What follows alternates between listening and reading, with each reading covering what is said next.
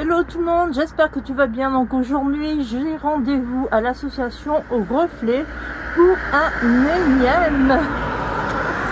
énième accompagnement dans la recherche active d'emploi. On verra bien ce que ça donne. Franchement, j'ai un petit peu peur que ce soit comme pour toutes les autres fois avec toutes les autres associations. On va me répéter encore exactement la même chose, que je vais devoir aussi moi me répéter. Donc en fait j'ai pas vraiment envie d'y aller quoi. Je me traîne, franchement je me traîne. Bon, on verra bien. Allez, c'est parti, on y va, go pour l'association à la Valette. Allez, c'est parti.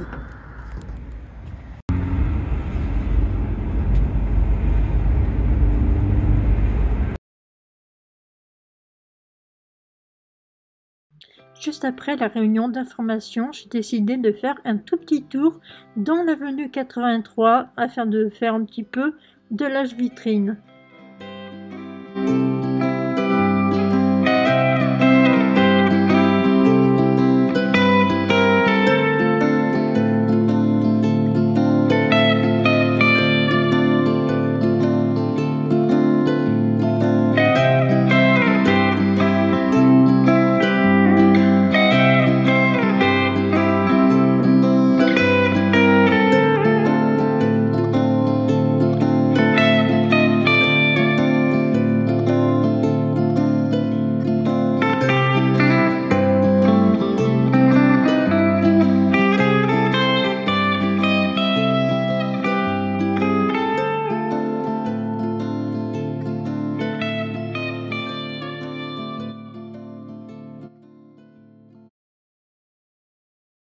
Bon, ben me voilà enfin arrivé chez moi, donc je vais un petit peu t'expliquer ce qu'il en est de ce rendez-vous.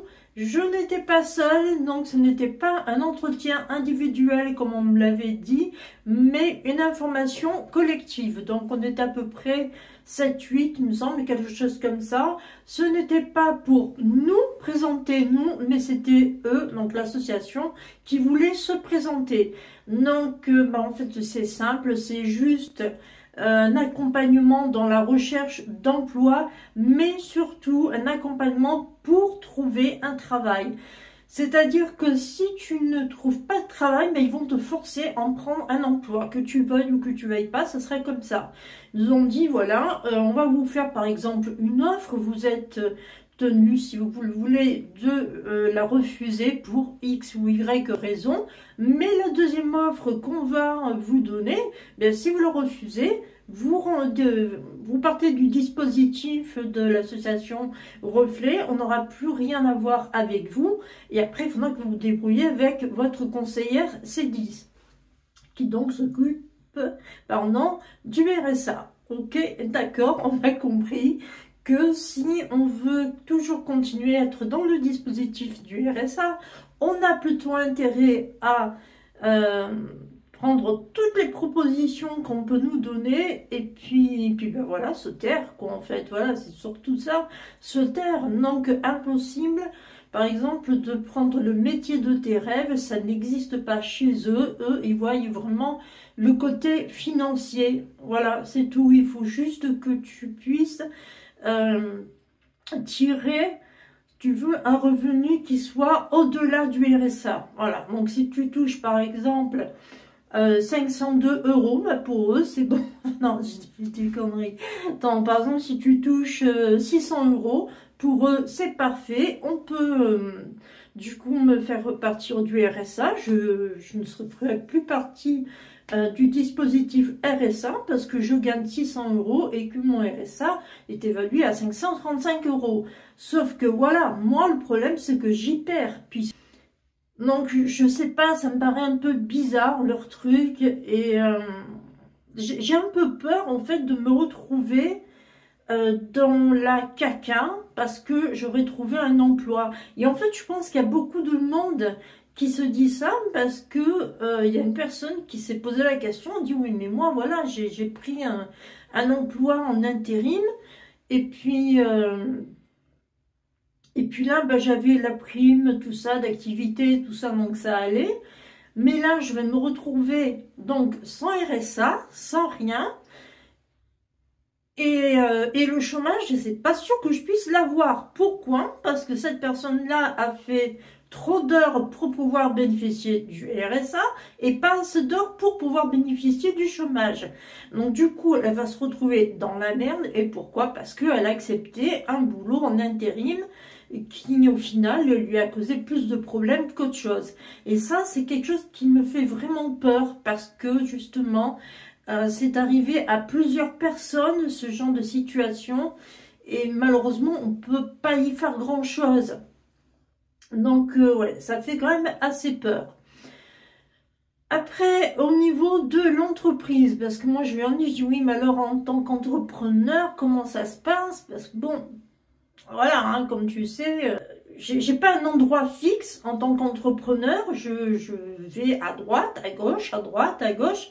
Je peux être amenée à aller dans une autre région, un autre département. C'est quand même assez compliqué par rapport à ma activité pro parce que justement, je ne reste pas dans un endroit fixe. C'est que c'est compliqué quand même, c'est compliqué. Donc là, elle me dit oui, mais bon, de toute manière, on pourra vous mettre quand même sur une offre d'emploi en contactant l'employeur et en lui disant que vous n'êtes disponible que le matin ou que l'après-midi, ou voilà. Oui, ok, d'accord, bon, mais je ne pouvais pas rentrer dans les détails parce que, encore une fois, c'est une information collective et non un entretien individuel, je ne pouvais pas rentrer dans le détail de dire, voilà, moi, il se passe ça, ça et ça. Je suis amenée à aller à plusieurs endroits différents à n'importe quel moment. Qu'est-ce que je peux faire? Parce que moi, je veux rentrer de l'argent, mais pour rentrer de l'argent, il faut que je fasse des déplacements. Donc, à voir. Voilà, à voir. Ils vont nous recontacter. J'ai bien dit nous, mais bon, moi, ça sera une personne qui me recontactera donc dans la semaine, enfin, pour faire plus ample connaissance, on va dire. Et, ouais, et voilà, quoi, je vais pouvoir expliquer un petit peu plus en détail ma situation et voir ce qu'il y a lieu de faire. Voilà, donc... est-ce que l'après-midi, elle était plutôt positive ou négative?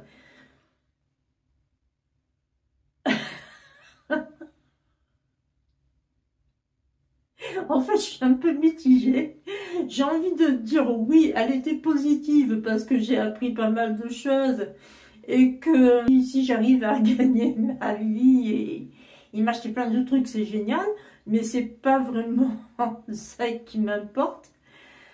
Et en même temps, ça me déstabilise un peu parce que justement, en tant qu'entrepreneur, bah, je vais être coincée, quoi. Je vais être coincée et par moments, je me demande s'il serait pas mieux que je mette directement la clé sous la porte. Bon, bref, il faut que je me dépatouille, que je voie tout ça, que je mette noir sur blanc tout ce qui a été dit. Et puis voilà, puis je verrai, hein. Bon, ben voilà, donc les nouvelles du jour, positif, négatif, entre les deux, mitigé. Ok, ben voilà, on verra bien par la suite ce que ça donne. Bon, bah écoute, je te dis bye bye, à bientôt, prends soin de toi et surtout nique le virus, bye bye.